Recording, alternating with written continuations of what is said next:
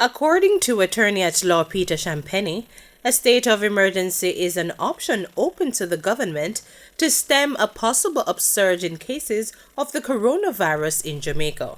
It empowers the authorities to, as a result of the occurrence of any earthquake, hurricane, flood, fire, outbreak of pestilence, outbreak of infectious diseases, or any other calamity, whether in a similar nature. And that is to be found in the Emergency Powers Act. And so that is why I say that it is possible for the government to look in that direction, of course being mindful always of the provisions of the Constitution in terms of freedom of movement. However, Mr. Champagne is concerned that a state of emergency might not be fully effective in tackling an outbreak of the virus because of its frequent use to reduce crime. That is one of the negatives, if I may say, in relation to the frequency with which the state of emergency is applied.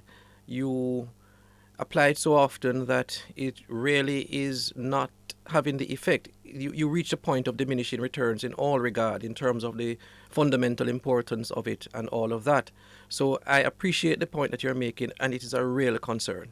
Mr. Champagne is urging the government to implement measures to deal with the issue of fake news. He was responding to concerns about fake news circulating on social media about the presence of the coronavirus in Jamaica. Oftentimes there is a confusion that in this instance the law in relation to public mischief would apply, but it really doesn't. Public mischief is an instance where you make a report to the police which turns out to be false.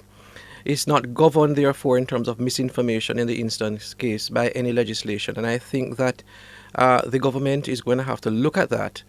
May not necessarily need to impose legislation, but certainly in terms of public awareness, because as I said, at the root of it is the preservation of freedom of expression. But that is an immediate concern that I have. Kimberly Broderick, Frontline News.